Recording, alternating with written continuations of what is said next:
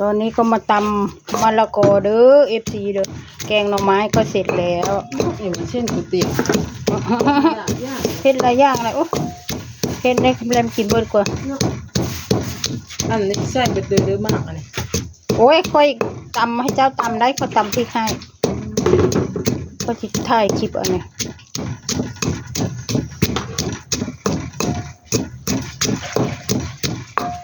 เพื่อตำให้แซ่บเก่า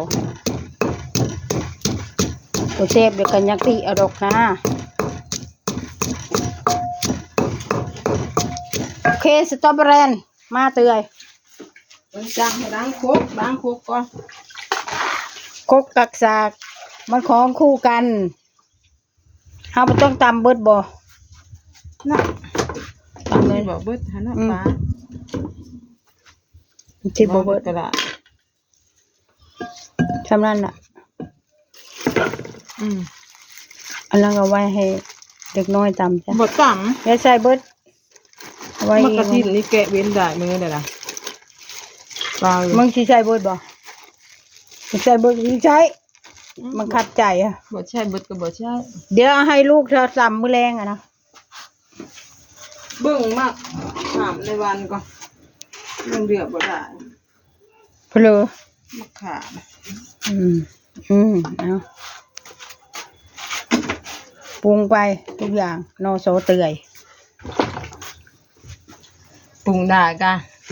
อาทิตย์ละย่างแท้แต่สาวจมได้เนี่ย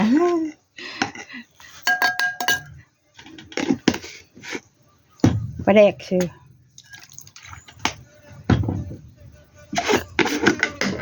ค่ะตีนมืออ่อนนะได้บัดนี้ FC เอ้ยคันว่าพื้นผู้บ่าวนะตีนอ่อนโลดปวะ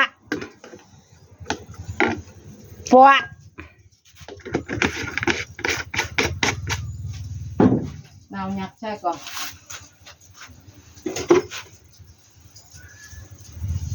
ปลาจะดองวะเค็ม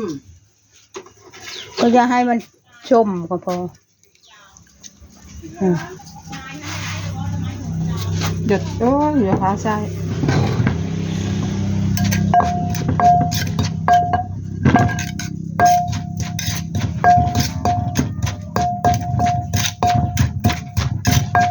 เบิ่งสิจ้า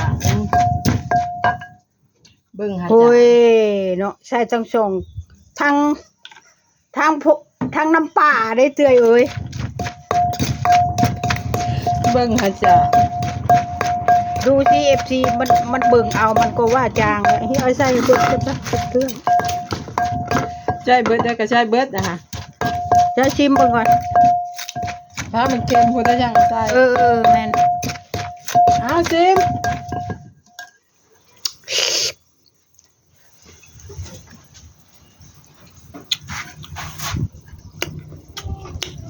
จังเบ้าอยู่เบิ้งคือจางเอาเพลอใช้น้ำมันเนี่ยน้ำปลาใช้เอาน้ำตาลใช้อีกบ่ผงชูรสหาใส่บ่เจ้าเฮ้อค่อยนี้โอ้ยชมพอมันบ่แซ่บบ่ใช่ผงนัวแม่โอ้ตายแล้วกูโอ้ยชมพอมันบ่นัวนะแม่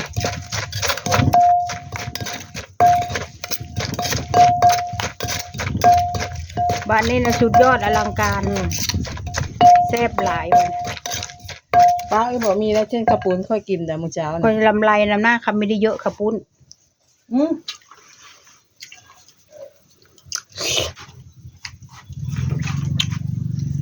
เค็มบ่อย่าเค็มโอ้มันชิจางเชื่ออะไรแล้วนี่แตนมากินน้ำเหรอถูกต้องกติกาเลยเตย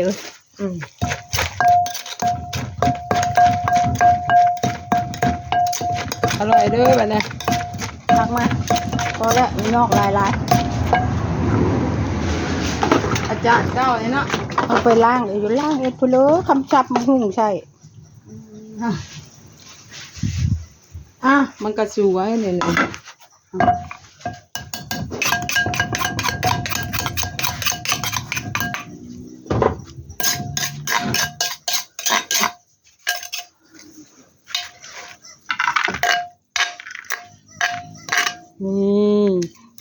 จ๊ะ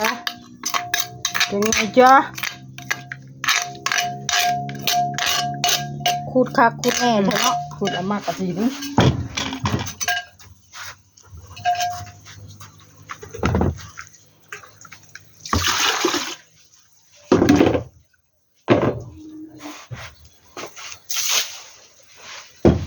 เอาอีนายนั่นคือมือหรอวะ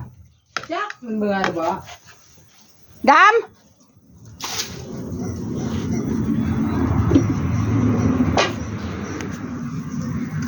เจ้าเลยบ่ ำนานเอาไปหลายจริงเอาอีนายปุ้ยเด้ เอาหน่อไม้ส่งนะเช้านะ ไผซื้อ อยู่นะฮันค่ะพี่หมาย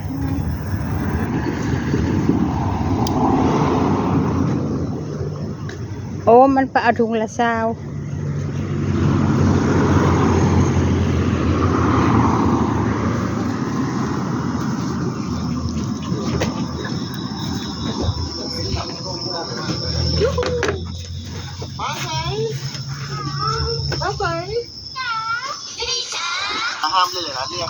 นี่ข้าวแกงหน่อไม้มาเด้อมาเด้อตำมะระกอ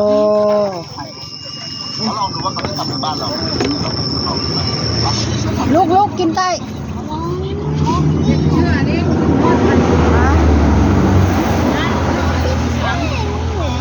ฮัลโหลวะ น้ำหัวและน้ำนะ เจ็บหัวเข้า ทำมากินยี่บอลูกนั่งมานะ ช่วยเอาตะกี้มานั่งเข้านะ เจ็บหัวเข่า เจ็บหัวเข้า หัวเข่าเห็นน้อยปานมึงเถิงนี่บ่เก่งหรือไม้นี่เบิ่งเจอมันคาเดียวนี่ งับมาเจ้า เด้อในกลัวออกแบบนี้เด้อกูโจกมัน แม่นว่ะ เข้าครับอาพูดนี่แหละ แม่นทันละ ป้าเนี่ย กำลังหอม จะเข้ากระจกปะ โจกเด้อ จมไปปะฮะช่วย ไปเจ๊คนละ กินแล้ว เข้าเนี่ยอยู่กลางกลาง ได้กินข้าวใหม่หรือเปล่า มาเด้อกินข้าวนำกันเด้อ เข้าไปขอวานนี่นะ งามแต่ มาเด้อ นี่ดูค่อยกินเห็ดมึงเค็มแท้ มาได้กินแกงหน่อไม้เชฟ เชื่อใจไหมเจ็ดดิ เอาไหม เจ็ดมากินข้าวเด้อจ้าเอ้ยหน่อไม้อันเดียวจับของกูหักเป็นชะแกนมากม่วงดอกมึงชี้ชิบหมดงานอันชิบบ้าน กูเชฟแต่ ยังขมกินข้าว มาเด้อ ยังขมอยู่ต้นใหญ่ เบาเถอะ ต้นน้อย ขมแห้งเธอบอสเดี๋ยวนี้ ขมแห้งบ่แห้งละแห้งแซ่บละ ไข่เย็นมาพี่ลูกให้ไปกินไก่ทำไมไข่ในหม้อนั่นแหละได้เอาละสองโต๊ะเอา มาเด้อจับ เอาคนละเจ้าไม่นะนี่นี่น่ะสองโต๊ะดีเลย บ้างอันทันเด้ค่ะวันนี้วันหนูไหว บอกป้าผม โอเคโอเค